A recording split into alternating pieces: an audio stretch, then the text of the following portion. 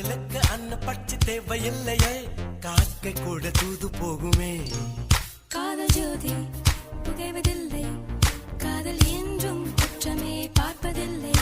இதில் அற்பமானது எதுவும் இல்லை, இந்த நுட்பம் ஒருக்கு புரியவில்லை. வானும் மண்ணு மாறியே போகும் காதல் என்று